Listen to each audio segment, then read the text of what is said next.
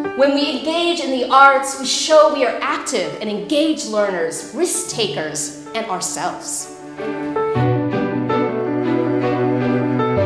ART stands for Arts Rich Together, and this is a group of stakeholders across South Australia who are interested in improving the experience of children in schools and preschools via the arts. ART has been able to partner with DECD, who gave us the funds to bring Katie and Lara over from Austin to work with these 30 fantastic practitioners, teachers, artists, pre-service teachers, to get them all in the room to play hard for 3 days and to build a common understanding for really, really dynamic practice. We brought all these people together because of the reputation of the University of Texas in doing this particular work, which is called drama-based instruction. Drama-based instruction is a technique that we've been using for about 10 years across the US.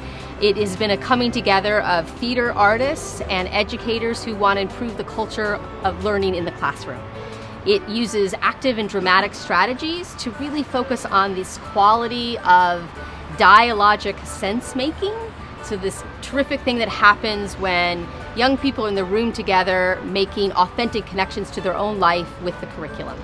Drama-based instruction works just with better practices in education. It really thinks about how do we hook students in or create a need to know. So there's a lot around inquiry. It might be a tool you use at the beginning of a lesson to kinesthetically put them in their body and engage them in the learning, or to make a meaningful connection to their own experience so that they have an investment in learning on the topic. So we might use this work to teach something in the curriculum, like a number line, for example. Students are struggling to understand what that looks like. We might put it on our body and try to become the numbers in the number line and think about the relationship of those numbers. Or we might take a complicated moment in history and try to stage it in a non-linguistic representation with our bodies, and then interpret the meaning of that image and talk about the multiple perspectives within it. But I think the key part of this work, more than anything else, is the reflection. So we go through this work together, and then we make that thinking visible afterwards. We talk about what we did and why, how it felt. We're thinking about these spaces of academic, affective, and aesthetic learning that happens in the practice. And we're trying to make these larger connections to the human condition, to the relevant reasons of how we might apply that same thinking strategy into another context, and why we're doing this, really making thinking and meaning relevant.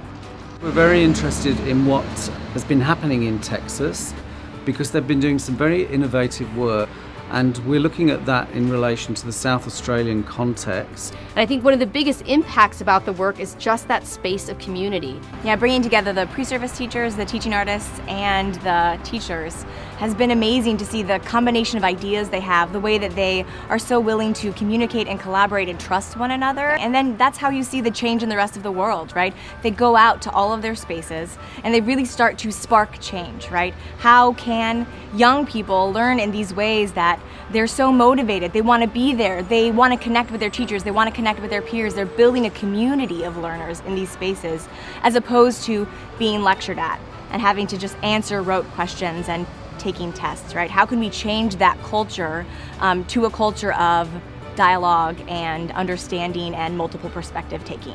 If you have an environment where children can play, question, experiment, explore, create things, create scenarios, experience different opportunities, and if that's a practice across the state, in 20 years' time, we can have a state that's outstanding, because those things are the underpinning of innovation.